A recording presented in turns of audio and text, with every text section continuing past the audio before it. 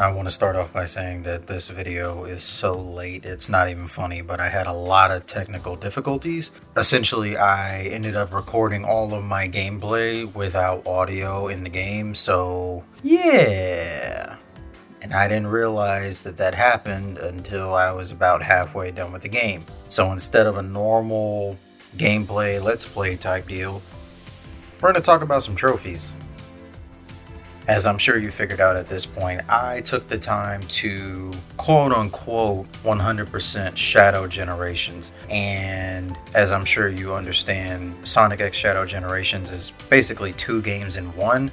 So this video is going to be getting all the trophies in Shadow Generations specifically, and the next video is going to be talking about finishing up the entirety of the game by completing OG Sonic Generations. So with that being said, trophies. Overall, the trophies in Shadow Generations are pretty straightforward actually, and any major gameplay moments that I went through, like completing stages, beating bosses, pretty much gave me a trophy. My cat is acting weird. So the name of the game, at least the game that I played, is play through the game somewhat normally, try to grab as many collectibles as I can along the way, and then backtrack.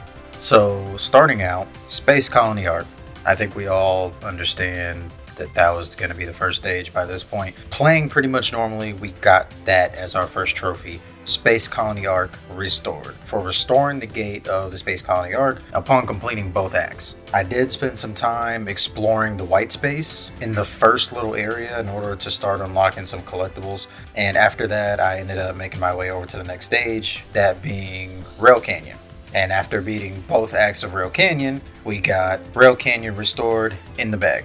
Following up Rail Canyon and our first 2 trophies, we have our first boss fight. In order to open the gate, we need 3 keys, and to get the keys, we need to complete 2 challenge levels per key. For you Einsteins out there, that means we've got to get through 6 challenge stages. I normally wouldn't have any issues with this, more content for me, right? But thing is, I had a really hard time with the controls. See, the control scheme in Shadow Generations is the same as Sonic Frontiers, at least as far as I can remember, and I struggled in that game too. Not to mention the additions made to Shadow's moveset that made me have to do more than just press 2 buttons. Now, let me be clear, I don't think this is the game's fault. This is 100% me being bad and unable to adapt to the way Shadow feels like to control. I just wanted to throw that out there ahead of time because these challenge levels will be the bane of my existence, in a good way. But after making my way through the challenges and grabbing more collectibles for my troubles, we got the 3 keys and reunited with a brother of sorts. The Biolizard boss fight was a nice walk down memory lane for me, as nice as murdering the rampaging prototype of yourself could be. I really liked the cinematics that are sprinkled throughout the fight though, and they add this fun little addition to many of the levels in Shadow's campaign. They highlight just how flashy and cool a 50-year-old Peachtree dish of a hedgehog can be, and I really hope they stick with that going forward. The Biolizard doesn't really like style though, so after putting it in the ground, or the orange Kool-Aid, we earned the trophy Vanquished Biolizard. These are not very fun trophy names. With Biolizard defeated, it's back to the start of the gameplay loop, with arguably my favorite stage in Shadow Generations, Kingdom Valley. I won't spend too much time gushing about this stage, so I'll give you a quick little list of my top 3 components of it. Number 1, the camera angles are dope as hell. Number 2, the waterfall dive animation, specifically this one. And number 3, my boy Jerry the Eagle. But with Act 1 and 2 beaten, Kingdom Valley Restored is secured. Following up Kingdom Valley, we've got Sunset Heights. This stage has some really fun set pieces with the destruction going on throughout the whole stage. It's really a worthy experience to show what exactly Sonic Forces could have been. Sunset Heights Restored. 2 zones restored means it's boss fight time. Racing around, completing challenge levels nets us keys, and we open the floodgates to the boss, Metal Overlord. See how I said floodgates? Because it's in water. The return of Metal Overlord was certainly interesting due to the majority of the fight taking place in the water with the Doom Surf ability. It's a pretty simple fight though, and with the epic kick to the stomach of the dragon, we showed Metal Overlord just what we were made of. Sega, I'm doing this for you, dog. Come on, man. With our second boss down, it seems like there's one zone left. Pretty odd if you ask me, but either way, I have a trophy to grab. Chaos Island stands as the final traditional stage, and it still remains the most out of left field location to me. But regardless, Chaos Island is restored and another trophy grabbed. Side note, the gimmick of this area, or the ability, is the Doom Morph ability, conquering all terrain as they say, but for me it was more like praying I can reach the other side of the terrain. Anyway, unlike before, this time after finishing just one zone, we gain access to the boss fight, that being Mephiles the Dark, Shadow, if you will. Overall, the boss fight was fairly straightforward, a common theme for all the bosses so far, but I definitely appreciate the callbacks and references that popped up in Mephiles' dialogue. Shout out to Ian Flynn. He makes the plot points interesting, and I don't care what Twitter says. Anyway, Mephiles vanquished. And with that, we are in the home stretch for getting through the game normally. But before we cross that finish line, we need to go back to where it all began with our favorite edgy-hedgy Radical Highway. I find it really fitting that the final zone of Shadow Generations is not only the first stage that Shadow appeared in, but also the stage that we got to see glimpses of throughout the other main stages. A really fun idea. Good on you, Sega. After flying through Radical Highway Act 1, literally at some points, we move on to Act 2. And this is where I found things to be a bit strange with the trophies. As I'm sure you've noticed by now, all the trophies associated with completing or restoring an area clearly state that the area is restored. But for Radical Highway, the associated trophy is specifically for completing Act 2 and the trophy title. Functionally, nothing's really changed. In all the previous zones, a trophy was earned after completing Act 2. But the names said the zone title and restored.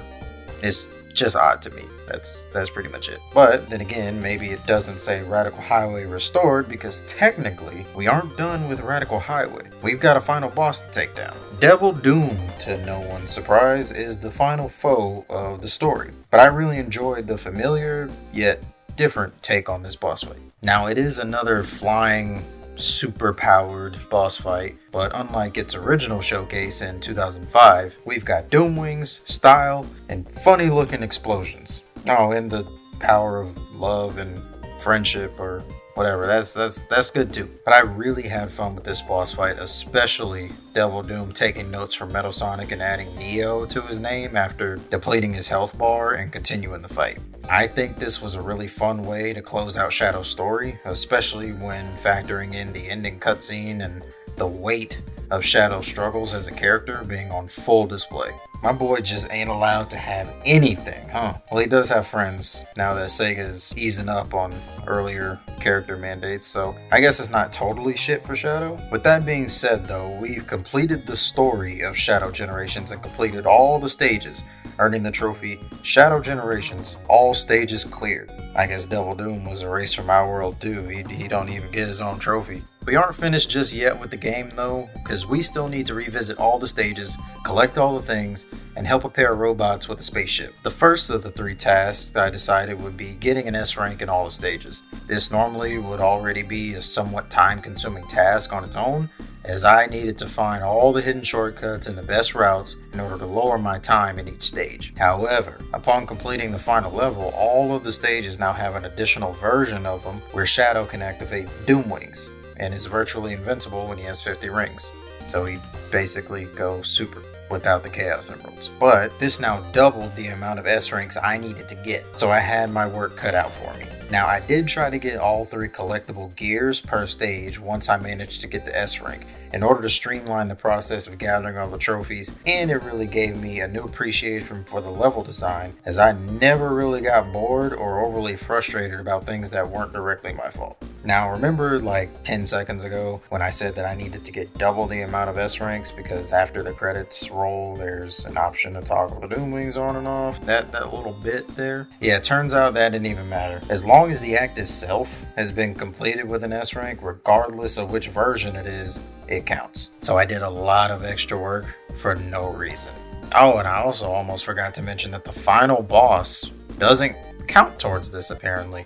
It doesn't matter if you get an S rank on that stage or not. But you know what? That's okay. I still had fun. Frustrating, agonizing, tedious fun. Ultimate life form completed. Our first gold trophy in the bag means we need to lock in for the final 5 trophies, and we're going to continue onward with the non-collectible trophies. We'll be tackling the big man himself once again to get the untouchable trophy, and to do that we need to take 0 damage from the final boss and clear the stage. And let me tell you, it wasn't as hard as you would have expected. Now, I took my time and only boosted when necessary, and on my second attempt popped the trophy with only 7 seconds behind an S rank. I'd say it's a pretty good job on my part. 4 trophies left to go, and it's on to the challenge axe. By this point, I'm about 66% done with this trophy, so it's time to get the rest. In order to do this, we need to activate Doom World to open up more white space challenges, and since all we have to do is complete them, it wasn't too bad to wrap up. With 10 extra challenge stages under our belt, Shadow the Hedgehog mission accomplished is complete. 3 more trophies to go, and it's back to collecting. The difficult part going forward will be looking through every nook and cranny in white space and gathering the rest of the collectibles in the stages to unlock the chests scattered around, as well as popping balloons to collect Professor Gerald's journal pages, which I think is a pretty nice gesture considering you only got the physical version of Gerald's notebook if you pre-ordered the game physically. But if you didn't pre-order, you still get to see the contents of it. You just gotta work for it a little bit. While I do this though, I'll be keeping an eye out for rocket parts to help out my favorite robotic duo, Warbot and Cubot, to finish their rocket escape plan. After hours of running around the white space and the Doom Zone, I finally found the final piece of the rocket as well as the last collection chest to open. This snaps 3 trophies. First, all collection boxes collected for unlocking all the chests in the white space. Then, rocket has been completed? For handing over 80 rocket parts to the 3D bots. And finally, after hours of replaying and searching high and low, we earned the Platinum Trophy of Shadow Generations. That's spray painted silver. Shadow Generations hedgehogging it all up for gathering all of the collectibles in Shadow's campaign. I had such a fun time going through this game, and I really hope Sega takes the positive reviews of Sonic X Shadow Generations and uses it to keep improving the formula for the better. I won't go into too much detail as far as my thoughts on the game overall. I'll save that for after I finish up the base game and I have time to gather my thoughts and feelings on everything as a package. So for now, we did it. Shadow Generations is complete, which means we've reached the end of the video. So I'll see you guys later, and remember, keep hanging in there.